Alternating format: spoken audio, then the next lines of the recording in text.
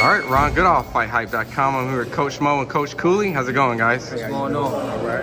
You guys are trainers at the infamous Headbangers gym. Yes, sir. More importantly, how did you guys, I guess, collectively make it here as trainers? Well, I've been with B for like 30 years, so that's how I got it. Same here. I'm 35. I've been a part of the Headbangers since I was 5 years old. Yeah. So it's home. I know that you were a boxer that turned trainer. What's your background before you turned into a trainer? Yeah, I boxed a little bit. And I turned to a trainer. That's pretty much it. What about being a trainer for you guys that have kind of, I guess, made you guys stick with it? Because I know a lot of people have tried to do it and then may have kind of like changed their mind and were like, nah, you know, it's not for me. Shit, well, with me, it's second nature. You know what I'm saying? I just transformed, you know what I'm saying, from boxing to coaching, instructing. So it's second nature to me. How about yourself? What makes you kind of just stay? You said about 30 plus years? Yeah, I have a love for boxing and a love for young people, so I think that made it easy for me. You know, I know with all the great talent that's been coming in here, just what is the process of you guys kind of creating a system where you guys can produce these top talented amateurs and also top professionals in the sport? I think mostly is following the concept that Barry's had for all these years, all these decades. I think, you know, you just got to stick to the script.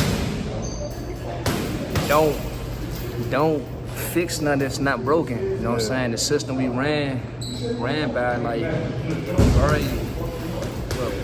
already been a coach for 40 years, or been a part of the sport for 40 years, so what he instructed and what he installed in us as fighters, I just ran with it as a coach now. You know? So I got my flavor. I got my flavor on top of Barry, Boogie, you know, Coach Jamie.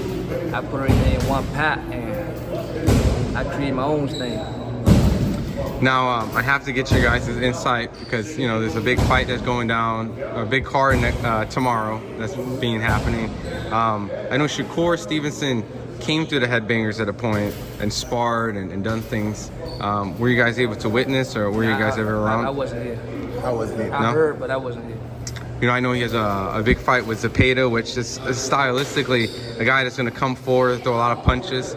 De La Hoya's compared it like Floyd Mayweather meets Castillo, right? So I wanted to get your guys' input. How do you think that fight plays out? Shakur, I think Shakur will be Shakur. Shakur will box great. I actually seen Shakur stopping him in the late rounds. Oh, stop it. Yeah, I think it's going to be a stop in the late rounds, but Shakur will be Shakur. I don't see Shakur fight his fight. You know what I'm saying? I think it's going to be a frustrated fight because he coming out there to knock Shakur out. He want to do what ain't nobody do to Shakur. You know what I'm saying? But I think Shakur will be disciplined enough to keep him at bay, boxing, showing skills. But again, I think he'll stop him in the late rounds. What do you think? I agree. Stoppage. I don't know if it's going to be a stoppage, but I think he imposes his will on you. And I think, you know, he has a great understanding of range and distance. I think that's hard. Like, I think he has an understanding of range that most people don't. So I think that's going to be a hard puzzle to solve for anybody. But is it true about the ring? I don't know. They say it's allegedly shrinking in between rounds. That's like illegal, bro. Like they just bring the thought up like they want him. They don't want him to run. Like I don't knock no fighter. You know what I'm saying? Boxing is a sweet science. Hit and not get hit. You know what I'm saying? Yeah. People buy tickets to see knockouts. You get what I'm saying? Tank became Tank because he knocked people out. Mike Tyson became Mike Tyson because he knocked people out. But me hearing and saying stuff on the internet saying early 4 rounds, the round will keep getting, that's just petty. You know what I'm saying? Like, I don't think that's fair, but I believe Shakur will put on a good performance. It might be bored to some, it might be excited to others. You know what I'm saying? He don't bring excitement to the fight as a Tank, a Crawford. You know what I'm saying? He boxed. You know what I'm saying? He okay with that. You get got the critics who want to see knockouts. You know what I'm saying? Shakur don't bring that much to fights, like knocking his opponents out. He shows skills. But you think he gets the stoppage? I think so. I say maybe 7-8 rounds. Oh wow. 7-8 rounds. Now on the main event, Edgar Berlanga is going to be facing Hamzah Sheeraz. I think that's a big. I think this will be his biggest fight, like his tough fight. Yeah. I mean, they have Edgar as the favorite. Do you guys agree with Edgar being the favorite of the fight, or has Hamzah shown something that? I don't know. Edgar just got that power. Like that's all I see with him. Like he ain't the most skillful dude. He rely on power. You know what I'm saying? And go back to what I was just saying with Shakur. The fans come to see Edgar knock somebody out. You know what I'm saying? If Shakur had that behind him, we wouldn't hear so much about Shakur running. You know what I'm saying? But I don't know. I ain't got too much to say on favor of that main event card. I want to see it. I think this could be a big step up for Edgar. But again, Edgar really don't bring. I'm not gonna say a big fan. 'Cause I like him, but I'm not too excited. Edgar, I'm not a big fan. I'm not cut that out. What do you think? That's just the fight I want. I just want to see it. Like I don't really have a rooting interest. I just want to see it. I think it's going to be a good fight. You know, I know Edgar's been criticized for not being the most technical fighter. They kind of said like he's this knockout guy. Right. Celebrated after the Canelo loss. You know, Right. some people made jokes about that, but That was kind of funny. But Hamzah has, had a questionable decision with Carlos Adames in some people's eyes, moving up in weight. He feels like he's stronger. So a guy moving up like that, what does that do for a guy like him? Does that actually add strength? For both of them, you're gonna just see how they can take the power. Whoever can take the other one's power is probably gonna win. So I think they both gonna get hit. So. Edgar hit hard. Yeah, Like Edgar hit hard, but you saw the face off. He big. That dude big. You know what I'm saying? That's why I say I'm excited to see the fight. I don't have a favorite. Like I'm a fan of that fight.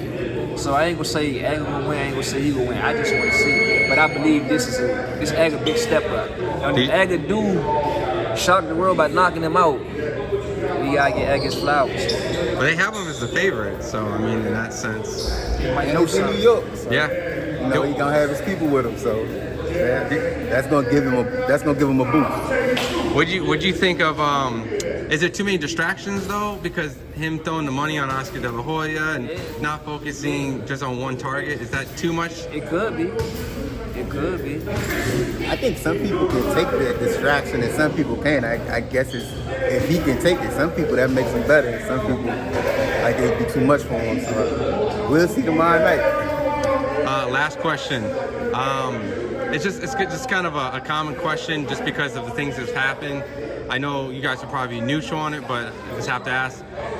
Roy Jones gave an opinion that he felt that Sugar Ray Leonard, who ironically was here not too long ago, was better than Floyd. Just an opinion of if Floyd had a video of him watching Roy get like the collection of Roy's knockout losses in his later half of his career. Man. So just wanted to get your thoughts. I mean, Floyd, a hell of a fighter.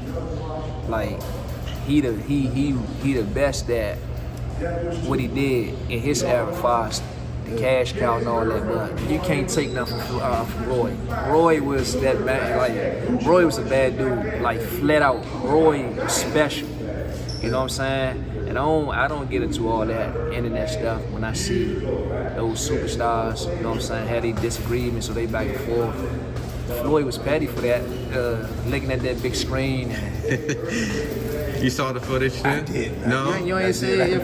Floyd was better than Floyd was in his feelings. Hey, listen, you can't be mad at anybody that say Ray a bad man, because Ray Leonard is a bad man. I think he said something about Ali too, didn't he? Yeah. What, Floyd or Roy? Floyd, he did. Yeah. He was talking about their losses. But, Yeah, but man, Ali is the GOAT. I think if these guys fought. Look at the talent that Ray fought by the time he was 25. Like you fought Duran and Twice and Benitez and Hearns. Like you fought some bad boys, and you 25 years old. I think, anybody that say Ray's great, how can you really argue that? You know what I mean? So, do you think it's just the competitive nature of fighters, right? Yes. Because it's like they're not just competing to be the best in their era, but in their mind, they're trying to set legacy, right? Like they're the best, not just their era, but across the board. So, that's what it's about.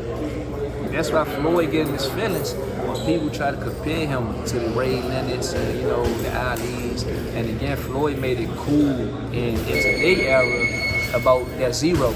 Back then, those dudes was taking them losses, but still great. They were still great fighters. You know what I'm saying? Today, you got to protect your own. You got to negotiate the biggest purse. Like back then, them dudes wasn't fight.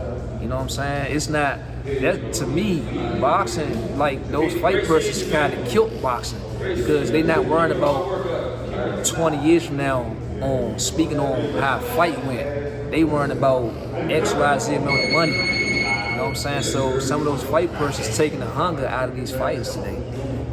No, I think, man, look, back in the day, they were making a lot of money. Like, when Ray and Hearns fought, they made a lot of money. And lost didn't hurt Hearns. Like, if you two great fighters fight and one lose, that don't mean he's not a great fighter. Like, he went out and starched Duran in 2 rounds. So, you know what I mean? But go back to that. I just say, my opinion, I think Floyd, that's... I agree with you. I think people are too concerned about the old. Like, man, the greats lost. You're not a bum because you lose. Man, You still I think great they'll make more money if we got the fights that we want to see regardless of record. Right. I think they would make more money. Right. Like why wait? Right. Like I said, Ray for all these guys by the time they're 25, they'll let the fight marinate. It sucks. Hey, let's get the fans to fight when they want it. Do you feel like unintentionally, like that was the message that was created from it? Because obviously every fighter wants to be undefeated and win their fight. So, I think, the goal is to obviously win everything, and it just happened to work in his favor. But you think a lot of fighters post Dre and Floyd, right, have kind of taken that approach of seeing, like, especially fighters that look like themselves, right? Because I feel like it affects like the black community, fighters growing up, because the Mexican fighters hasn't affected them, the Filipino fighters hasn't affected them, the European fighters, but specifically just Dre and Floyd just happened to be undefeated. You think that was just kind of just what it was created, not kind of the message that was kind of they were trying to perpetuate, saying not take risky fights? I don't know if it was them because they fought the guys who were in front of them to fight. But that's what I'm saying. Like, it wasn't done intentionally, right? No, So it like, wasn't done so that's intentionally, I think the message is like from the young fighters, they just kind of happen to see two fighters in the culture that look like them, and they both happen to be undefeated. Like, for example, if Crawford beats Canelo, if he miraculously able to, beat Canelo and he retires undefeated, it kind of like sets another, like, unintentional trend. So. Is that just kind of just what it is, and that's kind of why? I say that's what it is. I say that's what it is. It's not intentional. If so, though, it's sad for real. Because just because you take an L, that don't mean you're not a great fighter. Yeah. Like, you know what I mean? Let's give the public what they want, and it'll elevate boxing. Yeah, and then when you procrastinate on those fights that the people want to see, like you say, you letting them fights marinate. Eventually, somebody take L's. Yeah. You know what I'm saying? We was so excited to see Wild and Josh. Yeah, and we never got that. Never got it. Like, we don't even think about that fight no more. We ended up getting Usyk and Fury. You know what I'm saying? So when those fighters hot, let them bump heads. Yeah. And may the best man win. And if the fight, a competitive fight, run it back. Yeah. You know what I'm saying? That's how they get, My last thing on it, I know it's humorous to think, but Roy essentially said, hey, I will come out and fight Floyd at a catch weight, but it can't be an exhibition. It has to be for your O. For your O, right? So, I mean, what do you think? I mean... I love Roy. I love Roy.